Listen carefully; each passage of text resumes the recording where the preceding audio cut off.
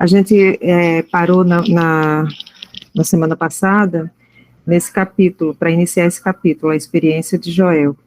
E à medida que a gente vai lendo, vai se mostrando a experiência de cada uma das pessoas que está sendo relatado no capítulo, a experiência delas quando vieram à Terra e vinham com propósitos, com uma mediunidade para desenvolver algum tipo de trabalho, e são os fracassos que estão sendo relatados, e ao mesmo tempo é um aprendizado para todos e para o André Luiz, que vai seguindo e vendo cada um desses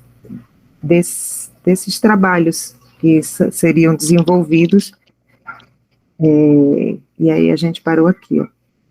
A experiência de Joel. Como é que está a minha voz com relação aos ruídos? Eu desliguei, tá com ruído, tá alguma coisa, porque a minha rua tá muito barulhenta. Tá perfeito. Ótimo. É perfeito. Afastando-nos para um canto do salão, acompanhei Vicente, que se dirigiu a um velhote de fisionomia simpática. Então, meu caro Joel, como vai? O interpelado teve uma expressão melancólica e informou: graças à bondade divina, sinto-me bastante melhorado.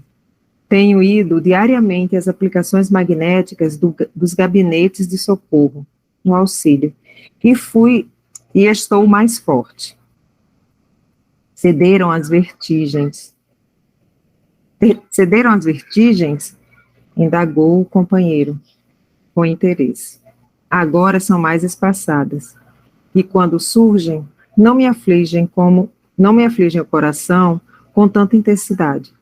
Nesse instante, Vicente descansou os olhos muito lúcidos nos meus e disse sorrindo: Joel também andou nos círculos carnais em tarefa mediúnica, e pode contar experiência muito interessante.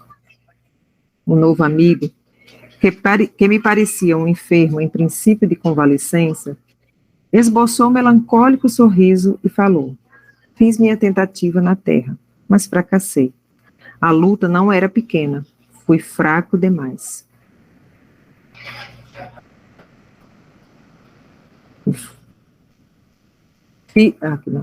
Desculpa, é que eu vim marcar. Mas, peraí. O que mais me impressiona no caso dele, porém, interpôs Vicente em tom fraterno, é a moléstia que o acompanhou até aqui e persiste ainda agora. Joel atravessou as regiões inferiores com dificuldades extremas. Após demorar-se por lá muito tempo, voltando ao Ministério do Auxílio, perseguido de alucinações estranhas relativamente ao pretérito. Ao passado, perguntei surpreendido. Sim, esclareceu Joel, humilde. Minha tarefa mediúnica exigia sensibilidade mais apurada. E quando me comprometi à execução do serviço, fui ao Ministério do Esclarecimento, onde me aplicaram um tratamento especial, que me aguçou as percepções. Necessitava condições sutis para o desempenho dos futuros deveres. Assistentes amigos desdobraram-se em obséquios por me favorecerem e parti para a terra com todos os requisitos indispensáveis ao êxito das minhas obrigações. Infelizmente, porém... Sandra, deixa eu só fazer um comentário nessa parte. Vou fazer uma ligação com o nosso estudo da quarta-feira, porque na quarta-feira a gente estuda todo esse que o médium ostensivo, ele tem determinados canais que são abertos inclusive com regiões do passado, de vivências que estão ali, por enquanto, armazenadas, esperando o momento certo para serem trabalhadas, né? Todos esses aspectos, eles vão sendo trabalhados à medida que o ser, ele evolui.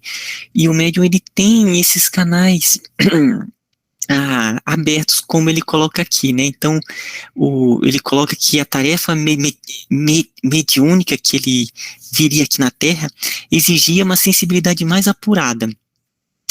Aí, lá no... Opa, desceu. Sani. Ali. Aí, continua ali, né? Fui ao Ministério do Esclarecimento, onde me aplicaram um tratamento especial. Então, a gente percebe esses canais que eles são abertos para a função que ele veio desempenhar. Então, na quarta-feira, a gente tem trabalhado bastante isso, né, também. O Lancelan, o Carlos, eles têm colocado esse aspecto que na tarefa mediúnica, ele, ao mesmo tempo que ele tem uma percepção com espíritos, uma maior sensibilidade, também tem acesso a estruturas internas do passado. E isso é uma predisposição, que eles chamam, né, de psicobiofísica. A pessoa nasce com essa predisposição como uma forma de se trabalhar para o bem, no processo evolutivo. Então, é algo que veio que foi dado, foi feito ali todo um trabalho, uma cirurgia para que a pessoa viesse com essas predisposições. Então a mediunidade tem isso, né? A pessoa ela pode ter as percepções, mas, né, tal como aqui no caso do Joel, não necessariamente é por um processo que ele é adquirido pelo caminho evolutivo, né, mas como ali uma forma de se trabalhar no bem e auxiliar em seu caminho, em seu caminho espiritual. E também ocorre o outro lado. O ser, à medida que ele vai desenvolvendo evolutivamente, esses canais eles vão sendo abertos do ponto de vista mesmo devido à sua evolução espiritual. Sua evolução espiritual, ele cada vez mais vai tendo contato com todo o seu ser integral. Então são esses dois caminhos. Um é uma predisposição mesmo que foi dada. Outra é pelo caminho evolutivo que vai aos poucos se abrindo naturalmente, ele vai tendo acesso e curando essas questões do passado. Era só isso que eu queria compartilhar aqui. Um aspecto que eu acho que vale a pena a gente relembrar é que em todos esses casos, a gente vê agora o Joel, o capítulo anterior falava do Acelino, são médios que se prepararam para vir, quando chegaram aqui, diante das dificuldades que enfrentaram, acabaram se esquecendo do seu próprio planejamento. E retornam cheios de culpa, retornam cheios de sensações desagradáveis, e são acolhidos com todo amor, com toda a bondade, para que possam se restabelecer, se reequilibrar. Então, eu só queria relembrar a todos aqui que a espiritualidade que nos auxilia, que nos cerca, que nos prepara para a nossa encarnação, mesmo diante das maiores falhas que possamos cometer, dos maiores deslizes, do total esquecimento, ela não julga nenhum de nós, ela não condena nenhum de nós. Tudo isso é feito pelo nosso próprio desequilíbrio. Nós julgamos a nós mesmos. E quando percebemos que não cumprimos aquilo que havíamos combinado, muitas vezes caímos num sentimento muito negativo de fracasso.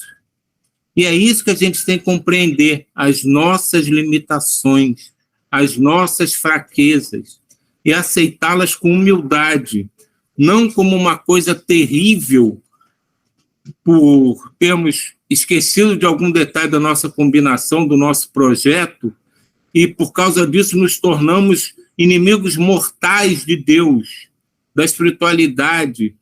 Não é isso. Nós falhamos porque ainda não temos força suficiente, mas eles compreendem isso. Então, esse mal-estar, esse desequilíbrio é criado por nós mesmos, não pelo julgamento da espiritualidade que nos apoia ou que vai nos receber quando retornamos. Então, a gente tem que aprender isso. Nós somos falíveis, e muito falíveis ainda, porque nós ainda estamos engatinhando em todo esse processo. E a gente tem que aceitar as nossas falhas com humildade. e não com culpa. Bom, eu vou entrar no meio dos sábios aí. Na minha visão, eu peço que vocês me corrijam, tá? Todos somos médios. Todo mundo é médico. Um com menos grau, com mais grau, não vou dizer grau, eu vou dizer assim, cada um com um talento, com uma vocação, e todos nós viemos para servir. Dado gente, essa oportunidade dessas leituras é especial justamente para nos chamar a atenção, para a gente estar atento para não escorregar, né? Porque a nossa consciência vai cobrar, né? E uma hora a nossa consciência vai cobrar. Porque o que a gente tem feito com os nossos talentos, com a nossa mediunidade? Acho que essa é a grande questão. E alguns médios que já vieram com essa mediunidade mais desenvolvida, com uma certa clarividência, com alguns talentos, eles colocam no caminho do bem comum, nesse caso, no caso anterior, né, que eu não vou lembrar o nome, o Silvio falou aí agora, a esposa era a companheira dele e mantinha o equilíbrio. A pessoa vai desenvolvendo, o que o Gonzinho Ismael falou, e é feito, às vezes, uma cirurgia mesmo espiritual para ampliação desses sentidos. E se a gente escorrega e começa a vislumbrar para usar esses sentidos, não do sentido de servir, porque tudo é para o outro, gente, não é para nós. O tempo todo a gente está aqui para servir. Eu gosto daquele exemplo de Jesus, né? Que ele põe a toalhinha no braço, pega a coisa, vai lavar o pé dos apóstolos e falou: eu vim para servir, não para ser servido. Os últimos serão os primeiros. E essas leituras são muito ricas para nos alertar, porque todos nós somos médios, e todos nós, como o senhor falou, estamos sujeitos a escorregar. Então, isso aqui é um sinal amarelo maravilhoso, de atenção, vamos andar com atenção, até para amar, vamos amar com atenção, né? Obrigado. Alguém gostaria de falar mais alguma coisa? Continuar. Mas por quê? Indaguei. Perdeu as realizações tão só em virtude da sensibilidade adquirida? Joel sorriu e obtemperou. Não perdi pela sensibilidade, mas pelo seu mau uso. Que diz? Tornei admirado. O meu amigo compreenderá sem dificuldades. Imagine que um cabedal dessa natureza, ao invés de auxiliar os outros, perdi-me a mim mesmo.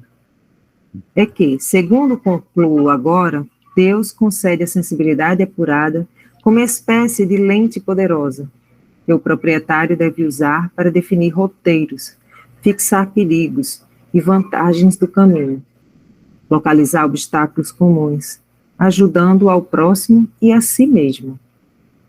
Procedi, porém, ao inverso. Não utilizei a lente maravilhosa no mistério justo, deixando-me empolgar pela curiosidade doentia, apliquei-a tão somente para dilatar minhas sensações. No quadro dos meus trabalhos mediúnicos estava a recordação das existências pregressas como expressão indispensável ao serviço do esclarecimento coletivo e benefício aos semelhantes, que me fora concedido realizar. Mas existe uma ciência de recordar, que não respeitei como devia. Interrompendo um instante a narrativa, aguçava-me o desejo de conhecer-lhe a experiência pessoal até o fim.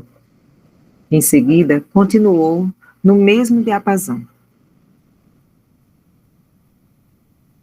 Ao primeiro chamado da esfera superior, acorri apressado.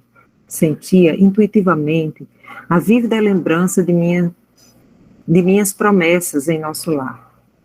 Tinha o coração repleto de propósitos sagrados.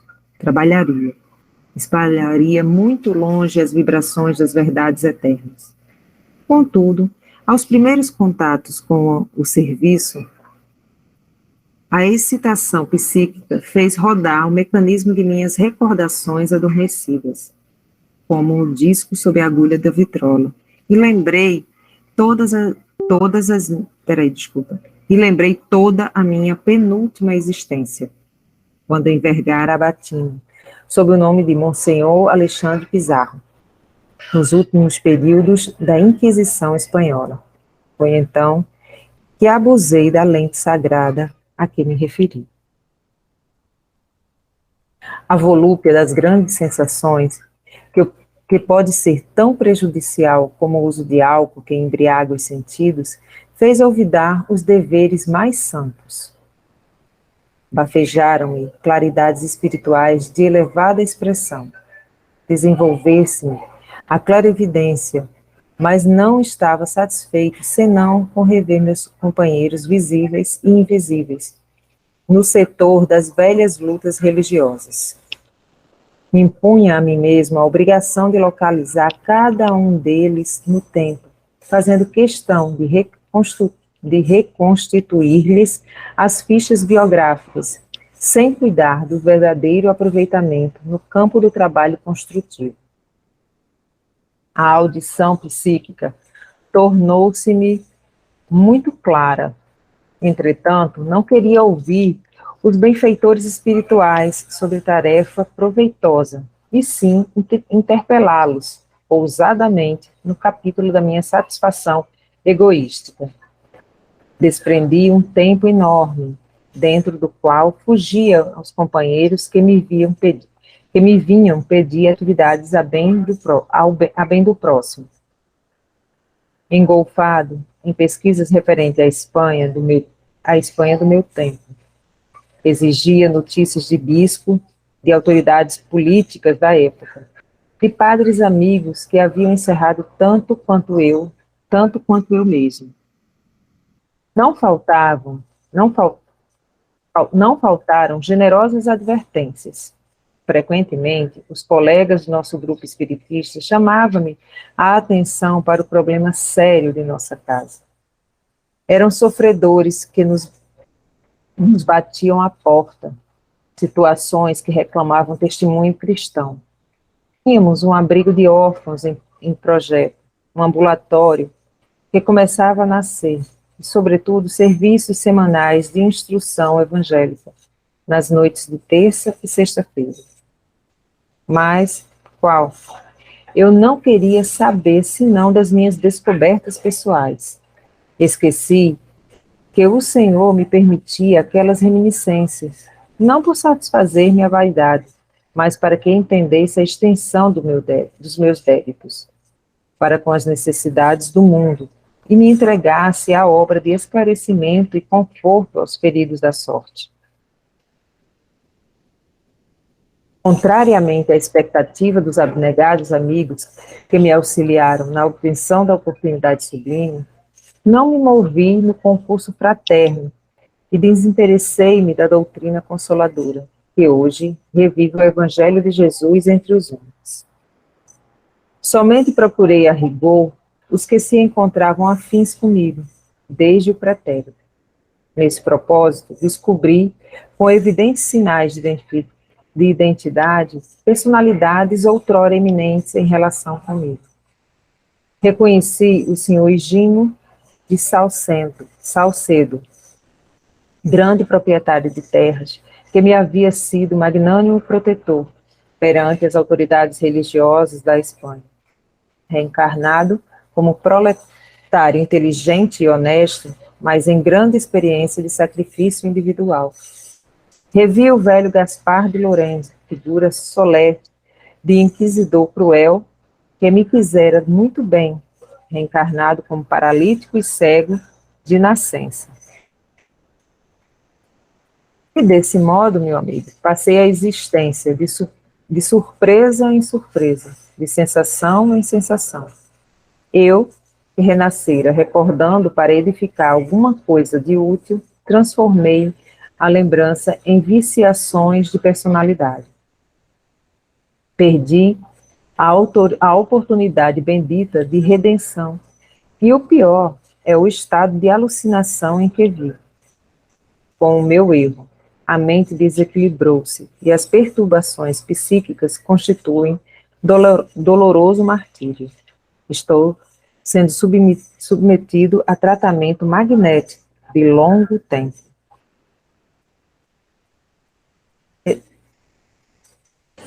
Essa última frase tem tudo a ver com o que a gente vivencia, né? Que é a constante ligação dele com as próprias estruturas da mente dele, com a memória dele, que faz com que tudo aquilo fique reverberando. E assim ele se liga novamente a todos aqueles fatos e espíritos que, de certa forma, pela falta de atenção dele, acabaram causando equilíbrio. Isso fica ali num processo circular constante de vai e volta, até que ele consiga compreender de fato tudo o que aconteceu e assim ir recobrando equilíbrio. Então, isso é aquelas nossas memórias, são os nossos bolsões kármicos, que estão sempre ali, que de vez em quando a gente acessa. Mas como no caso dele ele acessa constantemente, ele se mantém num desequilíbrio constante, porque ele se fixou de uma maneira aquilo, né, por causa da culpa que ele sente, ele não consegue nem ajudar a ele e aqueles envolvidos nessas memórias e nem se desvencilhar daquilo. Então, todo esse tratamento que está sendo feito nele não é simplesmente para destacá-lo dessas memórias, é para que ele passe a entender, compreender e trabalhá-las para o seu próprio equilíbrio. E assim ele conseguirá, né, sair desse eterno círculo vicioso, né, de memórias que o desequilibram e mantém esse desequilíbrio ali presente. E nesse conto do Joel, nessa experiência, eu achei muito bacana essa parte da distração, porque o fato dele ter um instrumento mais sensível permite mais informações. Mas aqui, até que ponto essas informações estavam sendo construtivas ou não? E a gente coloca isso no nosso mundo atual com relação à própria internet, que nos permite mais informações, é um instrumento que nos permite mais informações, mas até que ponto a gente está usando essas informações para algo construtivo na nossa vida. E esse lado espiritual também. Então, no fim das contas, ele estava ali utilizando como uma forma de ficar obtendo informações e que o desviava de realmente realizar um trabalho que pudesse ser construtivo. Então, acho que isso chama atenção para a gente, não só nesse caminho espiritual, como no próprio caminho da vida, porque aqui simplesmente é uma abertura de informações.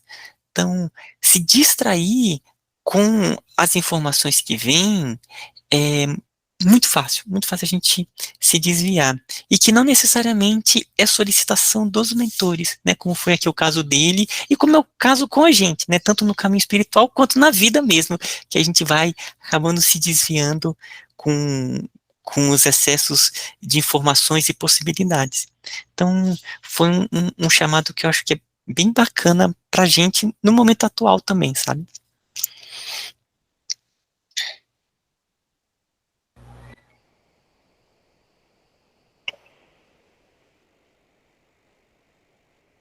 Nesse momento, porém, o interlocutor empalideceu de súbito. Os olhos desmesuradamente abertos vagavam como se fixassem quadros impressionantes, muito longe de nossa perspectiva. Depois cambaleou, mas Vicente o amparou de pronto, e passando-lhe a destra na fronte, murmurava em voz firme: Joel, Joel, não se entregue às impressões do passado. Volte ao presente de Deus.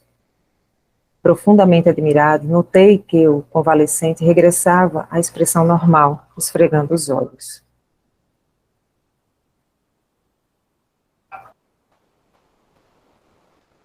essa questão, só falei, né, já que vai começar um novo capítulo, e já está terminando, essa questão do presente, né, bem ali, volte aqui ao presente. Um, é um alerta a todos nós, nesse sentido de a mente ficar vagando para o passado, futuro, ou imaginações. É um ponto que eu tenho trabalhado muito, porque, gente, minha mente é bem bem tumultuada. E um outro ponto que eu queria colocar também, que eu me lembrei com relação à curiosidade, eu me lembro nos trabalhos mediúnicos lá com meu pai, a Vânia vai, vai ver bem essa situação. Quando eu comecei, eu adorava ficar escutando as conversas, quando vinham os espíritos necessitados, eu gostava, sabe, aquilo. E com o tempo, à medida que a gente vai trabalhando, a gente vai percebendo, poxa vida, nada disso importa é realmente o trabalho da cura. E cada vez mais vai se desviando e não é mais a necessidade. Então, o, o, o trabalho começou a ficar cada vez mais simples, no sentido de conseguir tocar o coração dele e ele ser auxiliado, sabe? Então, toda a informação não era mais necessária. Não, não me causava mais aquela curiosidade. E isso, eu acho que é um bom ponto também que é com relação a esse caso do Joel, sabe? O aspecto dessa curiosidade. É verdade. E no finalzinho, como é importante a gente perceber, né, quando a gente busca a nossa memória, a gente se liga de uma forma que pode nos levar diretamente para o meio daquele tumulto todo que aquela memória foi vivenciada, né? E nem sempre a gente vai ter um mentor ali do lado, oi, vem para o presente, né? Esquece isso aí, você ainda não dá para lidar com isso agora, você ainda se desequilibra. Então, isso é importante, porque às vezes a gente fica com aquele pensamento constante, alguma coisa. Quando a gente percebe que deixou de fazer alguma coisa, a gente fica pensando naquilo e acaba se ligando negativamente a esse fato. E como o Ismael está dizendo, a gente tem que tentar construir,